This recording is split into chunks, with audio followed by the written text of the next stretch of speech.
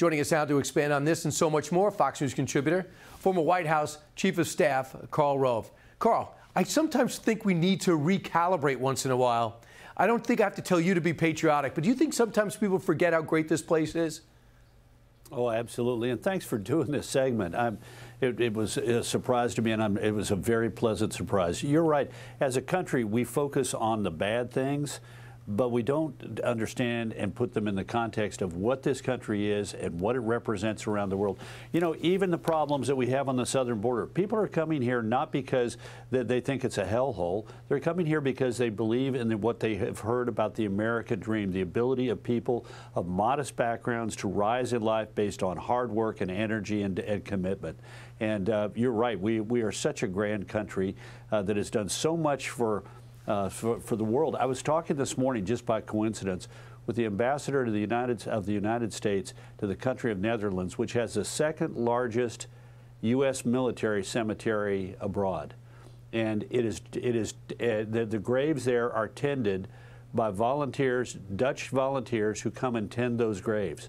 And why do they do that? Because the United States came and in World War II helped to liberate their country, and the only thing we asked for in return was ground in which we could place our dead. And that's the United States of America, and God bless the founders of our country for setting us in the direction they did. Absolutely. So easy to take it for granted. That's why you got to go out of your way not to. Let's talk about what's happening at the border. We've never seen anything like this, Karl Rove, and there's been talk about immigration problems and proposals, but we've never seen what looks to be basically an invasion. You know, in El Paso alone, there's an increase of 255%, and when Title 42 goes away on the 21st, we are expecting about 18,000 illegal immigrants a day. We can't handle 5. What are we going to do? Where is President Biden on this? Yeah, look, let's put this in a little bit of context because we do have a big border in the south, and it takes a lot to protect it. We call those encounters. That's when the CBP, the Border Patrol, takes into custody somebody on the southwestern border. In FY20, there were 458,000 of them. That's the fiscal year that ended at the end of September 2020.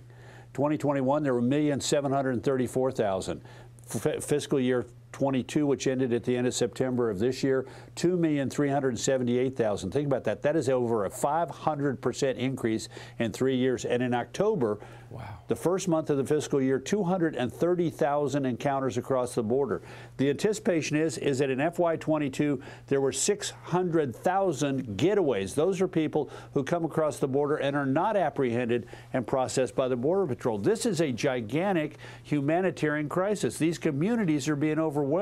Now, we saw recently in El Paso, a town of 678,000 people, 1,000 people primarily from Venezuela and Central and South America came across. Literally, there was no space in the shelters. These people spent the night on the streets, grabbing whatever kind of cardboard or paper that they could in order to start fires to keep themselves warm.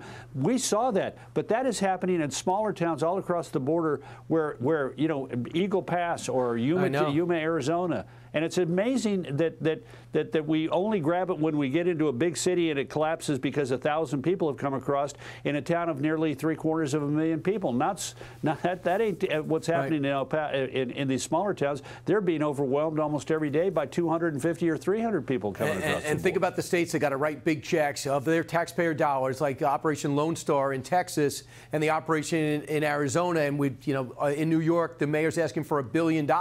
This is money for the American people, paid for tax dollars by the American people, but things got to change, and I think they know that. In fact, here's some Democrats weighing in. Tell me if you, Karl Rove, have a reason for hope here.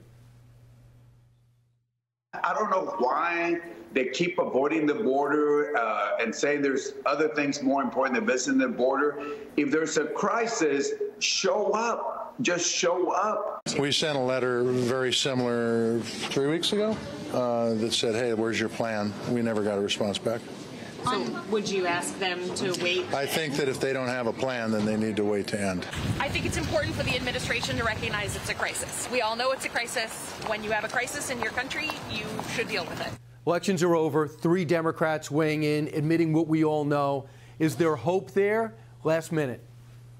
Yeah, the Republican House is going to be able to work with people like Henry Cuellar of Laredo to add riders into the appropriations bill to put some policies in place. And I thought it was also interesting, John Tester, who's up for election in a red state in 2024, jumped on top of this. He's not on the southern border. He's at the opposite end of the country, but yet he understands how this is being taken so seriously by the American people. Republican, Democrat, or Independent, they think this is a crisis, and they do not understand why the administration is so passive and out of touch. When you have the Homeland Security Secretary saying the border is secure, and they're seeing these pictures on the evening news, the American people know it's not secure. He should not be in Delaware this weekend. He should be on the border. How hard is it to do your job? Karl Rove, thanks so much. Always appreciate it. Hey, Sean Hannity here. Hey, click here to subscribe to Fox News YouTube page and catch our hottest interviews and most compelling analysis. You will not get it anywhere else.